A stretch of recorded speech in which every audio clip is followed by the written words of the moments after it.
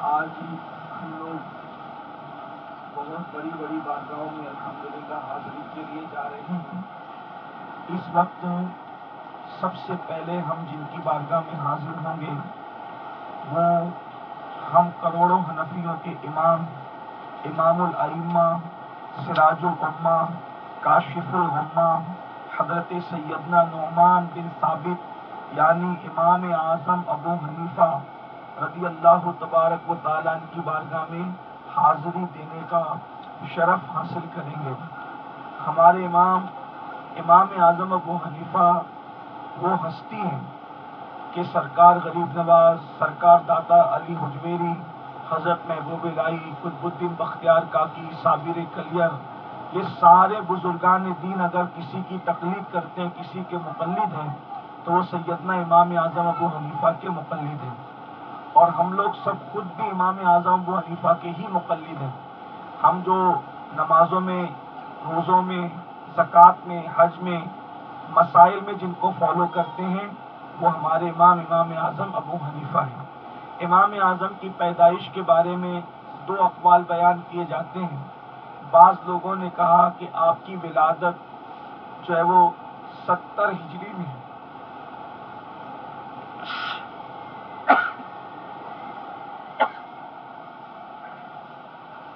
بعض لوگوں نے کہا کہ آپ کی ولادت 70 ہجری میں ہے، یعنی ہجرت کو جب 70 سال ہوئے اس وقت آپ کی ولادت ہوئی، اور بعض لوگ کہتے ہیں کہ آپ کی ولادت 80 ہجری میں ہے۔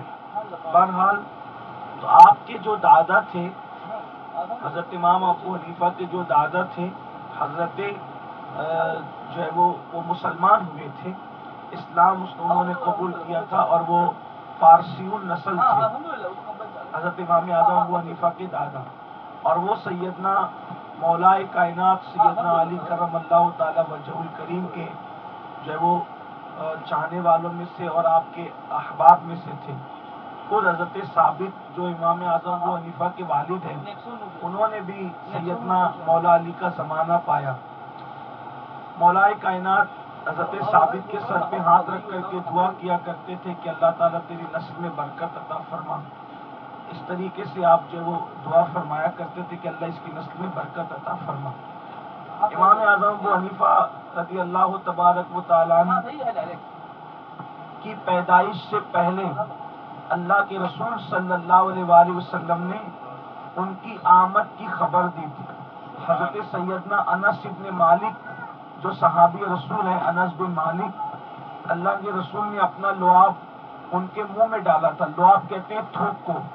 حضور علیہ السلام نے اپنا لعاب حضرت انس بن مالک کے منہ میں ڈالا تھا اور فرمایا تھا، اے انس، تیری ملاقات میری امت کے ایک ایسے عالم سے ہوگی جس کو دنیا ابو حنیفہ کہے گی، میری یہ امانت اس تک پہنچا دینا۔ تو جب امام اعظم حج کے لیے تشریف لے گئے تو حضرت انس بن مالک کا آخری وقت تھا، یعنی آپ بہت بوڑھے ہو چکے تھے۔ تو جب پتہ چلا کہ ابو حنیفہ نام کا کوئی نوجوان آیا ہے تو فرمایا کہ تیری امانت اللہ کے رسول نے مجھے دی ہے، اور حضرت انس نے اپنے منہ کا وہی لعاب حضرت امام اعظم ابو حنیفہ کے منہ میں ڈالا۔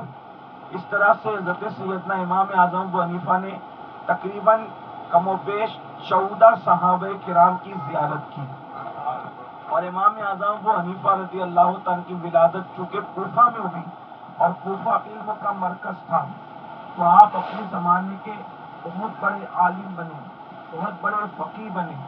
انشاءاللہ ہم لوگ کربلا شریف جاتے وقت حضرت امام زید کی جب زیارت کریں گے تو آپ کو پتہ چلے گا یہ امام اعظم ابو حنیفہ مرید تھے حضرت امام زید کے۔ امام زین العابدین کے بیٹے حضرت زید ابن علی ان کے مرید تھے امام اعظم ابو حنیفہ، اور شاگرد تھے حضرت سیدنا امام جعفر صادق کی۔ امام اعظم فرمایا کرتے تھے کہ اگر امام جعفر صادق نہ ہوتے تو نعمان ہلاک ہو گیا ہوتا۔ جب بھی آپ سے کوئی پوچھتا کہ آپ کی عمر کتنی ہے تو آپ فرمایا کرتے تھے کہ میری عمر صرف 2 سال ہے۔ تو لوگ پوچھتے کہ 2 سال آپ کی عمر کیسے ہے، تو آپ فرماتے کہ جتنا وقت میں نے امام اعظم کی صحبت میں گزارا ہے بس کل میری عمر اتنی ہی ہے۔ امام جعفر کی صحبت میں جتنا میں نے عمر گزارا، جتنا وقت گزارا، بس اتنی میری عمر ہے۔ حضرت امام اعظم ابو حنیفہ اللہ تبارک و تعالیٰ نے خواب میں تقریباً 100 مرتبہ ان کو اللہ نے اپنی زیارت کرائی۔ امام اعظم ابو حنیفہ نے 100 بار خواب میں اللہ پاک کا دیدار فرمایا۔ آپ اندازہ کریں کیا ہستی کے پاس ہم جا رہے ہیں، کس بڑی بزرگ ہستی کے پاس جس نے 100 بار خواب میں اللہ تبارک و تعالیٰ کا دیدار کیا ہے۔ اور امام اعظم ابو حنیفہ نے اپنی زندگی میں 55 حج کیے۔ آپ ہر سال جب وہ کوفہ سے روانہ ہوتے اور حج کرتے، 55 مرتبہ آپ کو اللہ تعالیٰ نے حج کرنے کا شرف عطا فرمایا۔ کپڑوں کی تجارت کرتے تھے، بہت مالدار تھے، بہت اللہ نے دولت سے نوازا تھا، اور حالت یہ تھی کہ اپنی آمدنی کا 40% حصہ انہوں نے یہاں کے سادات کے لیے، سیدوں کے لیے وقف کر رکھا تھا۔ اس وقت تک اپنے گھروں میں کبھی کوئی پھل فروٹ نہیں لاتے تھے جب تک کہ سادات کے اور علماء کے گھر میں نہ پہنچا دیتے۔ اور آپ کی عادت یہ تھی کہ آپ نے کپڑے کی جو تجارت کی ہے وہ بھی بڑی دیانت داری اور ایمانداری کے ساتھ کی ہے۔ اس سلسلے میں ایک واقعہ بڑا دلچسپ ہے کہ ایک مرتبہ امام اعظم ابو حنیفہ رحمۃ اللہ علیہ اپنے کپڑے کی تجارت میں مصروف تھے۔ ایک بوڑھی عورت آئی اور آنے کے بعد اس نے امام اعظم سے کہا کہ اے نعمان، مجھے کپڑے کا پورا ایک تھان خریدنا ہے، تو تم مجھے کتنے میں دو گے؟ تو امام اعظم نے کہا تم کتنے میں دو گی بڑی اماں؟ تو اس نے کہا یہ تم کو جتنے میں پڑا ہے مجھے اتنے میں دے دو، مجھ سے آج منافع نہ کماؤ، جتنے میں پڑا اتنے میں دے دو۔ تو امام اعظم نے فرمایا 4 درہم دے دو اور پورا طاقہ لے لو۔ اس نے کہا بھئی تم کو نہیں دینا ہے نہ دو، مگر مزاج بھی نہ اڑاؤ میرا۔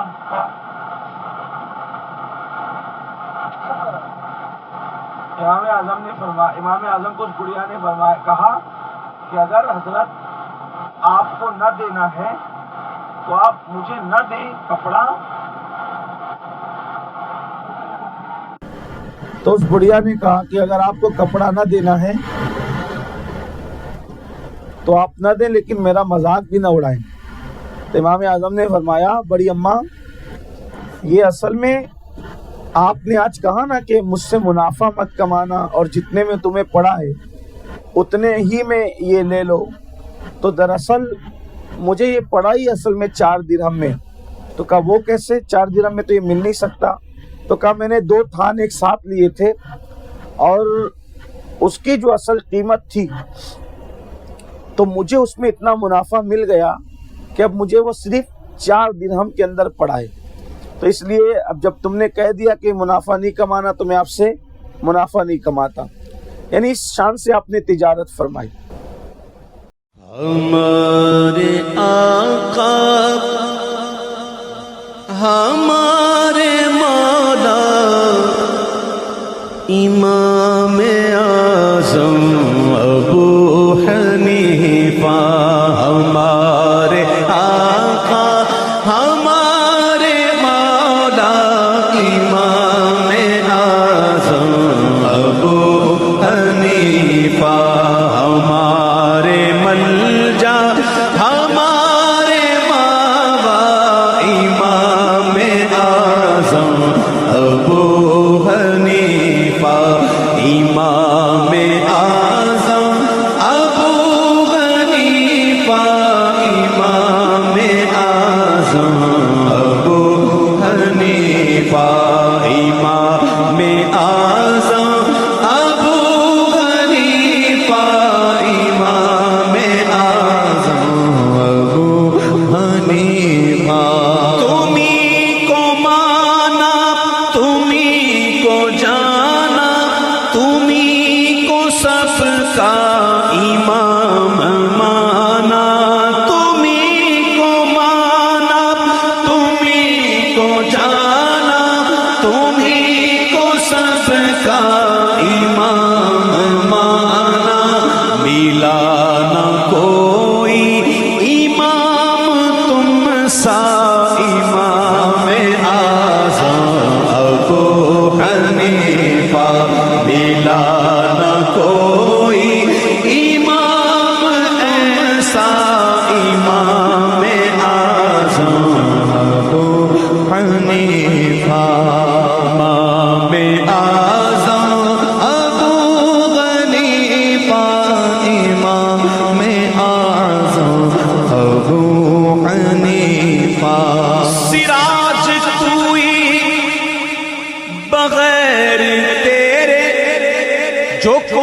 سمجھے حدیث و قرآن،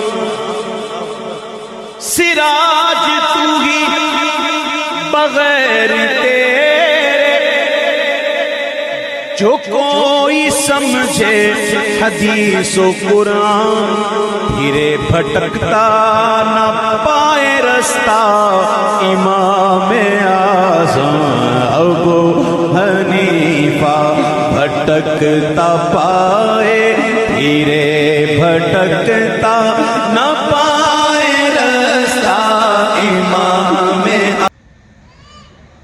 یہ جشن میلاد امام اعظم ابو حنیفہ کی بارگاہ میں عید میلاد النبی صلی اللہ علیہ وسلم کے اہتمام کے لیے یہ ابھی سے اوپر جھالریں ہیں، جھنڈیاں ہیں، چراغاہ رسال ہوتا ہے، اور ابھی سے اس کا اہتمام یہاں پر الحمدللہ ان لوگوں نے شروع کر دیا۔ یہاں کی انتظامیہ، یہاں کچھ احباب یہاں پر بیٹھے ہوئے ہیں۔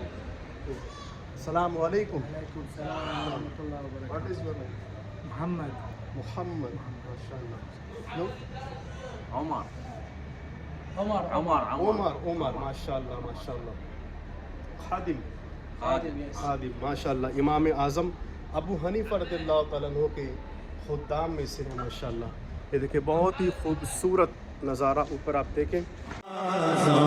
ابو حنیفہ امام اعظم ابو حنیفہ امام اعظم ابو حنیفہ، جو تیری تقلید شرک ہوتی، جو تیری تقلید شرک ہوتی، محدثین سارے ہوتے مشرک، بخاریو مسلم ابن ماجہ، امام اعظم ابو حنیفہ، بخاریو مسلم ابن ماجہ، امام اعظم ابو حنیفہ، امام اعظم ابو حنیفہ، امام اعظم ابو حنیفہ، امام اعظم ابو حنیفہ، امام اعظم۔ مولانا محمد وعلی آلہ وصحبہ وسلم، صلاۃ و السلام علیک یا رسول اللہ صلی اللہ علیہ وسلم۔ تو بس میں جو آپ نے گفتگو سنی تھی اسی کے ساتھ اس کو متصل کرتے ہیں۔ تو آپ نے پوری زندگی وہ مال تجارت اور اس کو اپنا ذریعہ معاش بنایا اور فی سبیل اللہ دین کی خدمت کرتے رہے۔ آپ کی زندگی کے 40 سال ایسے گزرے کہ آپ صبح گھر سے نکلتے تھے تو ٹفن لے کر نکلتے تھے، اور مدرسہ آتے تھے تو مدرسے کے بچوں کو ٹفن کا کھانا کھلا دیتے تھے۔ تو گھر والے سمجھتے تھے کہ حضرت جو ہے وہ مدرسہ جا کر کھانا کھائیں گے، اور مدرسے کے بچے سمجھتے تھے کہ حضرت گھر سے کھانا کھا کر آئیں، اور نہ حضرت مدرسے میں کھاتے تھے نہ گھر پہ کھاتے تھے، یعنی حضرت روزے سے رہتے تھے۔ گھر والوں کو بھی 40 سال تک پتہ نہیں چلا کہ امام اعظم روزے سے رہتے ہیں، اس تقوی کے ساتھ۔ اور آپ رات کو ہر دن یعنی کہ 2 رکعت میں پورا قرآن مقدس ختم فرماتے تھے، اور رمضان شریف میں 61 بار قرآن ختم کرتے تھے۔ ایک پورا قرآن دن میں ختم کرتے تھے، ایک پورا قرآن رات میں ختم کرتے تھے، اور ایک پورا قرآن تراویح میں سناتے تھے۔ جب آپ ایک مرتبہ عمرہ کے لیے جورانہ احرام باندھنے کے لیے گئے تو ایک رات آپ نے وہاں مقام جورانہ جہاں شہدائے حنین کے مزارات ہیں وہاں پہ قیام فرمایا، تو ایک رات میں 70 مرتبہ اللہ کے رسول علیہ السلام کی زیارت نصیب، امام اعظم ابو حنیفہ رضی اللہ عنہ۔ پھر چونکہ آپ امام زید کے مرید تھے تو یہاں عباسی بادشاہ کی حکومت تھی، تو چونکہ حضرت زید عباسیوں کے خلاف اٹھ کر کھڑے ہونے والے تھے، تو امام اعظم ابو حنیفہ اپنے شاگردوں کو کہتے تھے کہ اگر تم حضرت زید کا اہل بیت کا ساتھ دو گے تو اللہ تمہیں بدر و احد میں شریک ہونے والے کے برابر ثواب عطا فرمائے گا۔ تو یہ باتیں بادشاہ کو پتہ چلی، بادشاہ نے طے کیا کہ میں کسی طرح امام اعظم کو قتل کر دوں۔ تو چونکہ ڈائریکٹ اگر قتل کرتا تو ہنگامہ اور بغاوت ہونے کا اس کو اندیشہ تھا، تو اس نے کیا کیا کہ امام اعظم ابو حنیفہ کو پیشکش کی کہ آپ کو قاضی القضات بننا ہے، اور چونکہ حدیث پاک میں آیا ہے کہ جو قاضی بنا یعنی قاضی القضات، جسٹس جس کو کہتے ہیں، اس گویا کہ اس کو الٹی چھری سے ذبح کر دیا گیا۔ تو آپ نے فرمایا کہ میں قاضی نہیں بنوں گا، کیونکہ یہ منصب جو ہے وہ آدمی انصاف کر پائے نہیں کر پائے اور بادشاہوں کا پریشر ہو، تو مجھے اپنی آخرت قاضی بن کر خراب نہیں کرنا ہے۔ تو آپ نے انکار فرمایا، اور اسی کو بہانہ بنا کر بادشاہ نے آپ کو جیل میں ڈال دیا۔ جیل میں ڈالا تو روزانہ عصر کی نماز کے بعد آپ کو جیل سے نکالا جاتا اور چوراہے پہ کھڑے کر کے آپ کے سر پہ کوڑے مارے جاتے۔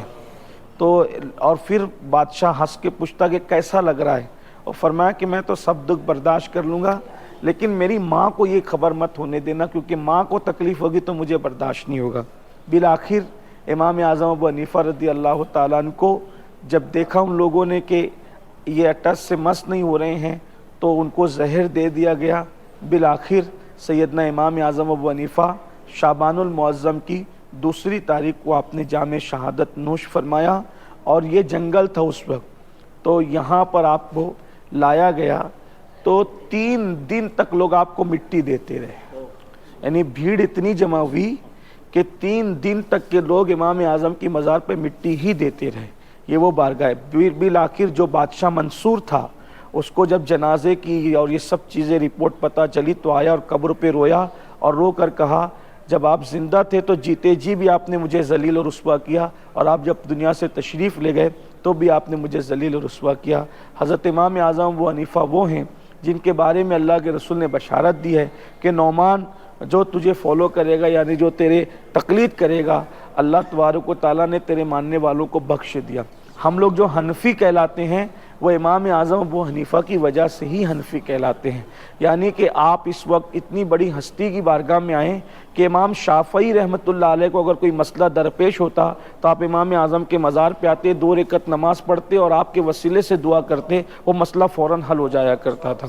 یعنی بڑے بڑے ائمہ نے جہاں پر حاضری دی ہے، وہ سرکار غریب نواز بھی اس بارگاہ میں آئے ہیں، اور بڑے بڑے ہمارے بزرگان دین آئے ہیں، تو ہم لوگ الحمدللہ یہاں آئے، آپ لوگ سب دعا کریں۔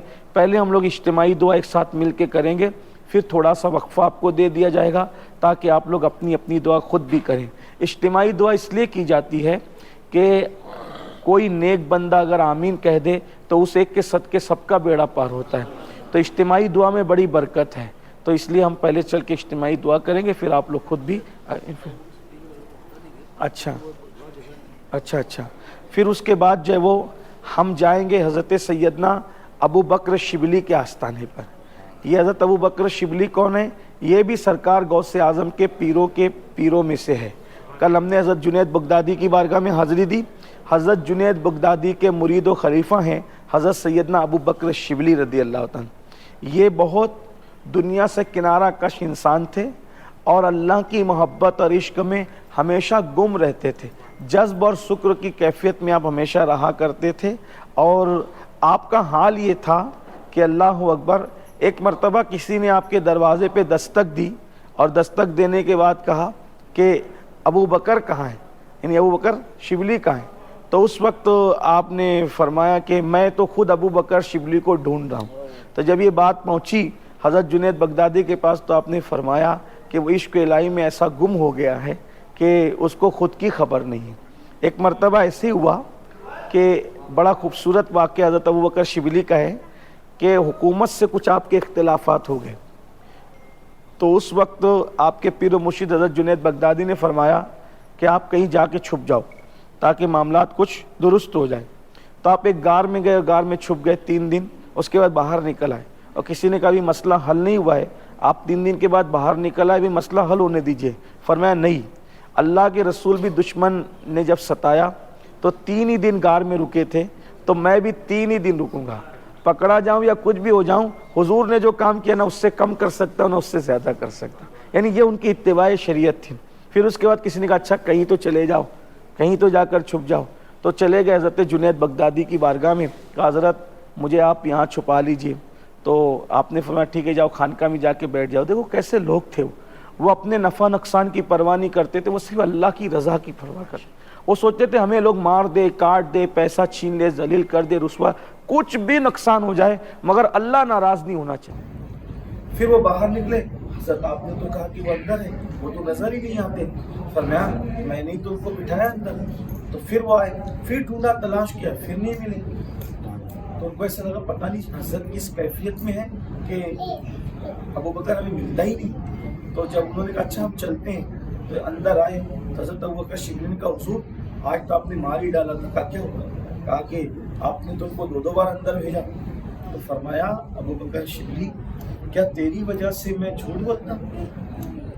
تیری وجہ سے میں جھوٹ بولتا؟ ارے یہ سچ کی برکت ہے ابو بکر، اگر میں جھوٹ بول دیتا تو تو یہاں پکڑ لیا جاتا اور میں اللہ کیا پکڑا جاتا۔ یہ سچ کی برکت ہے کہ میں اللہ کے یہاں چھوٹ گیا تو یہاں چھوٹ گیا۔ یہ ان لوگوں کی زندگیاں ہیں، یہ بڑے بزرگ لوگ ہیں۔ اور حضرت ابو بکر شبلی کی زندگی کے بڑے خوبصورت واقعات ہیں۔ ایک مرتبہ حضرت ابو بکر شبلی رضی اللہ تبارک و تعالیٰ کی پیشانی کو ایک بزرگ نے چومی۔ تو کسی نے پوچھا کہ آپ نے ان کی پیشانی کیوں چومی، ابو بکر شبلی کی پیشانی کیوں چومی؟ تو فرمایا کہ میں نے جب خواب میں رسول اللہ کو دیکھا تو رسول اللہ نے بھی ان کی پیشانی چومی، رسول اللہ نے چومی۔ تو میں نے عرض کی یا رسول اللہ آپ ابو بکر شبلی کی پیشانی کیوں چومتے ہیں؟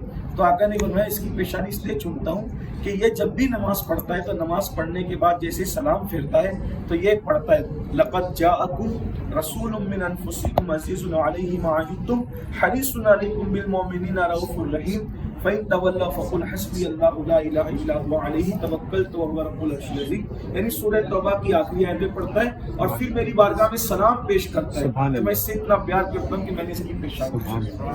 اب پھر حضرت ابو بکر شبلی کیا جائیں گے، پھر انشاءاللہ ہم حضرت بشر حافی کے یہاں جائیں گے اور جو ہے وہ وقت رات کو حضرت شیخ نوری رضی اللہ تبارک و تعالیٰ کے یہاں جائیں گے اور پھر وہاں کے بارے میں پھر گفتگو ہم وہیں پر آپ سے مختصر عرض کریں گے۔ ابھی سب لوگ چلیں اور انشاءاللہ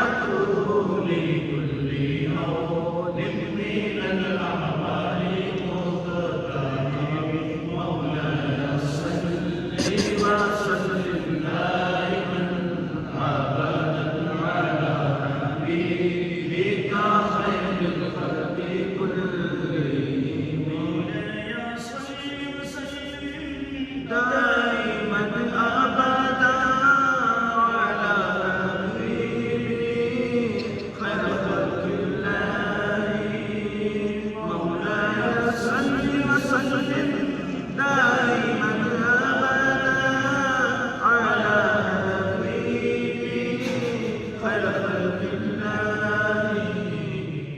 یہ وقت جو ہے آج 25 صفر المظفر ہے اور ہمارے امام اہل سنت سیدی اعلیٰ حضرت امام احمد رضا خان محدث بریلوی کے کل کا وقت ہندوستان میں ہو رہا ہے.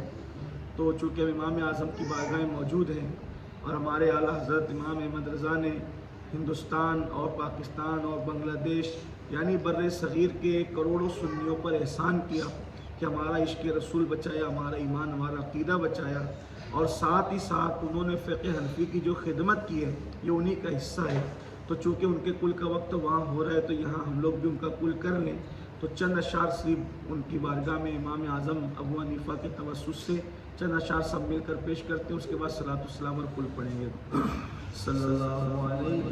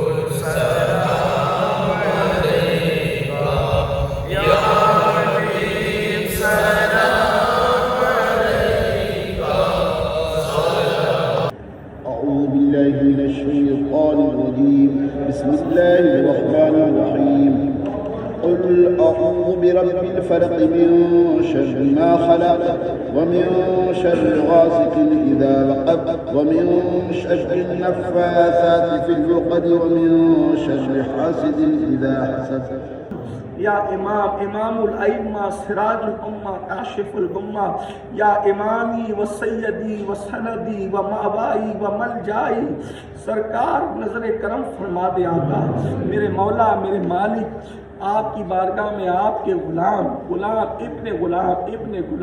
حضور نسلوں سے آپ کے غلام سرکار نظر کرم فرما دے حضور نگاہ کرم فرما دے سرکار آپ کے تقوی کا صدقہ آپ کے عشق رسول کا صدقہ عشق اہل البیت کا صدقہ سرکار آپ کو اللہ نے جو شوق تلاوت قرآن کا دیا تھا آقا اس کی خیرات ہمیں بھی نصیب فرما دے یا اللہ جو شوق ان کے دل میں تلاوت قرآن کا تھا مولا ہمارے دلوں میں بھی پیدا کرو مولا ہمارے دلوں میں بھی تلاوت قرآن کا جذبہ عطا کرو یا اللہ ہمارے دلوں میں بھی درود شریف پڑھنے کا کثرت سے جذبہ عطا کرو یا امامی و سیدی و ماوائی و ملجائی انظرنی یا سیدی انظرنی یا سیدی انظرنی یا سیدی ارحمنی یا سیدی ارحم حالنا یا سیدی ارحم حالنا یا سیدی یا امام اعظم نظر کرم فرما دے سرکار سب کا بیڑا پار فرما دے جتنی دعائیں کی حضور